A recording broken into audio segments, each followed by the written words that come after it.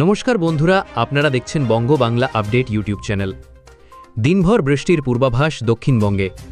ভারী থেকে অতি ভারী বর্ষণের সতর্কতা কোন কোন জেলায়?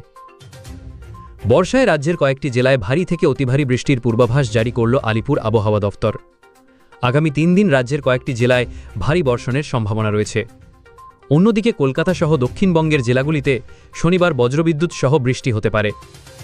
বৃষ্টির সঙ্গে ঘণ্টায় 30-40 কিমি বেগে দমকা হাওয়া বইতে পারে বলে জানিয়েছে হাওয়া অফিস। শুক্রবারও বিভিন্ন জেলায় বিক্ষিপ্তভাবে বৃষ্টির সম্ভাবনা রয়েছে। বজ্রবিদ্যুৎ সহ বৃষ্টির পূর্বাভাস। হাওয়া অফিস জানিয়েছে আজ থেকে 24 জুলাই পর্যন্ত কলকাতা সহ দক্ষিণবঙ্গের সব জেলায় হালকা থেকে মাঝারি বৃষ্টির সম্ভাবনা রয়েছে। বৃষ্টির সঙ্গে কোনো কোনো জেলায় ঘণ্টায় 30-40 কিমি বেগে ঝোড়ো হাওয়া বইতে পারে। 19 জুলাই সব জেলায় ঝড় বৃষ্টির সম্ভাবনা রয়েছে। উত্তরবঙ্গে বৃষ্টির সম্ভাবনা। আজ থেকে 24 জুলাই পর্যন্ত উত্তরবঙ্গের সব জেলায় বৃষ্টি হতে পারে। ভারী বর্ষণের সম্ভাবনা।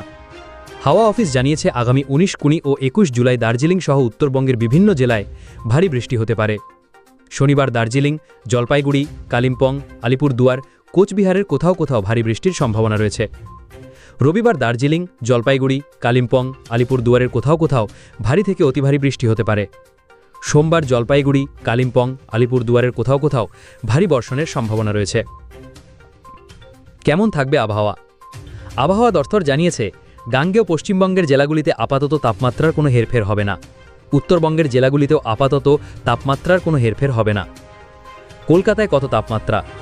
হাওয়া অফিস সূত্রে খবর, শুক্রবার শহরের সর্বোচ্চ তাপমাত্রা থাকতে পারে 33 ডিগ্রি সেলসিয়াসের কাছে। এদিন শহরের সর্বনিম্ন তাপমাত্রা 28 ডিগ্রি সেলসিয়াসের কাছে থাকতে পারে। শহরে বাতাসে আপেক্ষিক আর্দ্রতার পরিমাণ সর্বাধিক 97% এবং ন্যূনতম 76%। আপনি কোন জেলা থেকে দেখছেন? আপনার এলাকায় কেমন আবহাওয়া? কমেন্টে জানান। এমনই আপডেট পেতে সাবস্ক্রাইব করে পাশে থাকা বেল আইকনটি প্রেস করে রাখুন, যাতে পরবর্তী ভিডিওর নোটিফিকেশন খুব সহজেই আপনার কাছে পৌঁছে যায়।